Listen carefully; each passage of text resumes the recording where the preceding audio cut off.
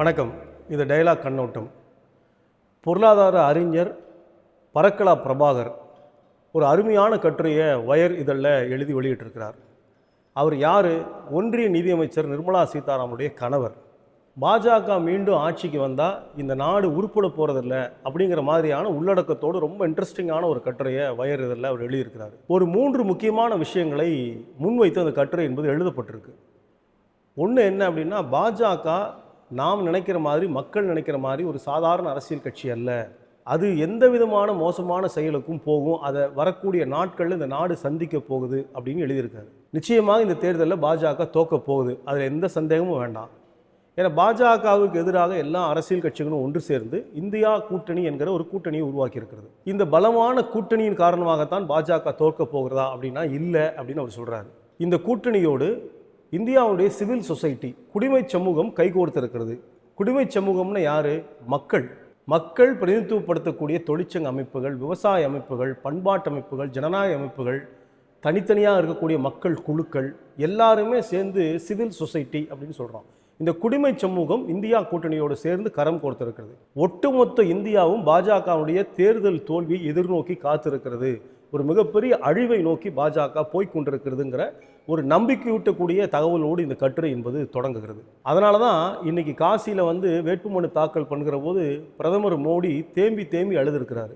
இப்போ நாட்டு மக்கள் தங்களை கைவிட போகிறாங்க என்கிற உண்மை தெரிந்த பிறகுதான் முஸ்லீமுக்கு எதிராக பேசுகிறாங்க, போகிற இடங்களில் பூரா அழுகிறாங்க, பொய்ய சொல்கிறாங்க. அப்போ பாஜகவுடைய தோல்வியை யாரும் தவிர்க்க முடியாது என்பது அந்த கட்டுரையினுடைய மிக முக்கியமான ஒரு விஷயம். அடுத்து பாஜகவை நோக்கி ரொம்ப அதிர்ச்சிகரமான குற்றச்சாட்டுகளை அவர் முன்வைக்கிறார். என்ன அப்படின்னா, நிச்சயமாக பாஜகவுக்கு தோக்க போகிறோம்னு தெரியும்.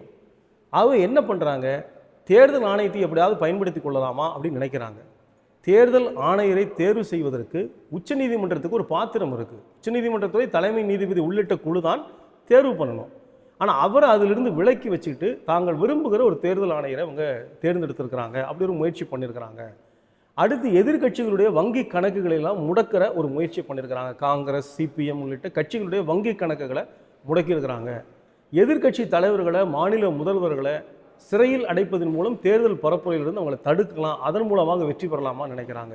இதையெல்லாம் கடந்து தங்களுக்கு எதிராக வாக்களிக்கிற மக்களை வாக்குச்சாவடிக்கு வரவிடாமல் தடுப்பது, தங்களுக்கு எதிராக வாக்களிப்பதை தடுப்பது அப்படிங்கிற முயற்சியெல்லாம் எடுக்கிறாங்க.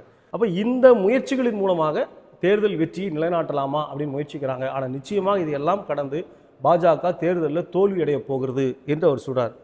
அவர் சொல்கிற ரொம்ப அதிர்ச்சிகரமான அடுத்த விஷயம் என்னென்னா, பாஜக தோக்க போகுது. தோல்விக்கு பிறகு பாஜக நிச்சயமாக பல நெருக்கடிகளுக்குள் உள்ளாக போகிறது. பல விஷயங்களுக்கு பாஜக இந்த நாட்டு மக்களுக்கு பதில் சொல்லணும் அப்படிங்கிற விஷயத்தை அவர் சொல்லியிருக்காரு.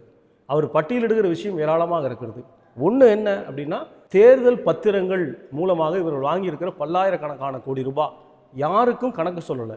உச்சநீதிமன்றத்துக்கு சொல்லலை, அதே போல் தேர்தல் ஆணையத்துக்கு சொல்லலை, நாட்டு மக்களுக்கு சொல்லலை. அவை நாட்டு மக்களுக்கு சொல்லக்கூடிய ஒரு கடமை என்பது பாஜகவிற்கு இருக்கிறது. மிக நிச்சயமாக அவர்கள் மீது இந்த குற்றச்சாட்டு வலுவாக எழப்போகிறது.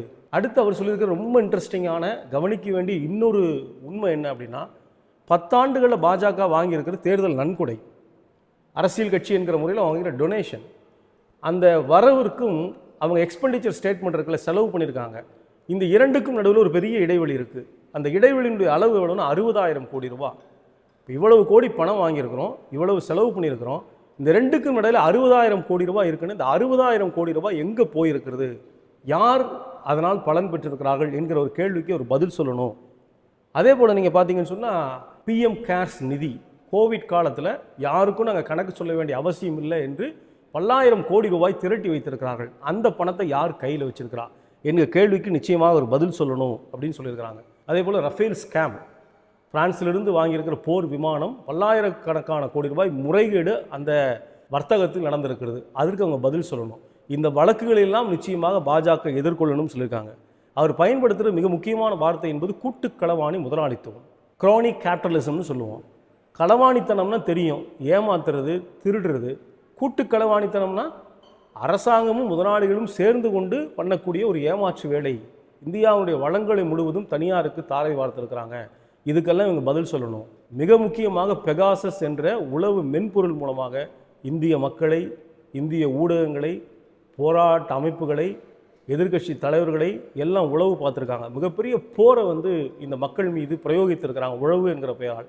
அதற்கு பதில் சொல்லணும். அவை தேர்தலுக்கு பிறகு பாஜக என்பது மக்களிடம் வெகு தூரம் விலக்கி வைக்கப்பட்டிருக்கிற ஒரு இயக்கமாக மாறப்போகிறது. அவர் எதோடு ஒப்பிடுறாருன்னா 1948 ஜனவரி 30 காந்தி படுகொலை செய்யப்பட்ட பிறகு இந்தியாவுடைய மிக துயரமான, உலகத்திலே மிக அதிர்ச்சிகரமான ஒரு படுகொலை காந்தி படுகொலை. அந்த படுகொலை நிகழ்ந்த பிறகு ஆர்எஸ்எஸ், பாஜக உள்ளிட்ட அமைப்புகள் எல்லாம், அன்றைக்கி பாஜக இல்லை, ஜனசங் ஏதோ ஒரு பேரில் வச்சுருந்தாங்க, அந்த அமைப்புகள்லாம் மிகப்பெரிய அளவிற்கு வந்து மக்கள்கிட்ட விலகி நின்றது. மக்கள் அருவருப்போடு அதை பார்த்தாங்க. அது மாதிரி தேர்தல் தோல்விக்கு பிறகு பாஜகவை மக்கள் வெகு தூரம் விலக்கி வைக்க போகிறாங்க, இதற்கு மிகப்பெரிய விலை கொடுக்க வேண்டிய ஒரு நிலைமை இருக்குது அப்படிங்கிற ஒரு எச்சரிக்கை சொல்கிறாரு. கடைசியாக அந்த கட்டுரை அவர் எப்படி முடிக்கிறாருன்னா, அடுத்து ஒரு 3 கட்ட தேர்தல் நடக்க இருக்கிறது. இந்த 3 கட்ட தேர்தலையும் ஒரு ஜனநாயக அடிப்படையில் நடத்துவதை பாஜக அனுமதிக்குமா? ஒரு மிகப்பெரிய கேள்விக்குறி. ஏன்னா ரொம்ப ஃபேர் போலிங் நடந்திருக்கா அப்படின்னு சொன்னால் இல்லை. அடுத்து ஒரு டெமோக்ராட்டிக்காக நீங்கள் வந்து தேர்தல் பதிவு நடக்குமா அப்படின்னா தெரியல. கடைசி தேர்தல் 1 ஜூன் மாதம், வாக்கு எண்ணிக்கை 4 இரண்டும் நடக்கிற வரைக்கும் ஒவ்வொரு குடிமகனும் ரொம்ப விழிப்போடு இருக்க வேண்டும். ஏன்னா எந்த மாபாதகத்தையும் செய்யக்கூடிய ஒரு சக்தியாக பாஜகவும் ஆர்எஸ்எஸும் இருக்கிறது. இவர்கள் பிடியிலிருந்து நாட்டை பாதுகாக்க வேண்டும் என்கிற ஒரு எச்சரிக்கையை இந்த கட்டுரை என்பது வெளிப்படுத்துகிறது. இந்த கட்டுரை செய்யக்கூடிய இந்த எச்சரிக்கை இருக்குல்ல, இந்த அலர்ட் இருக்குல்ல, இந்த தேசத்தினுடைய எச்சரிக்கையாக மாறி இருக்கிறது. பாஜக என்கிற இந்த மக்களுக்கு எதிரான சக்தி தனிமைப்படுத்தப்படுமா, தோற்கடிக்கப்படுமா?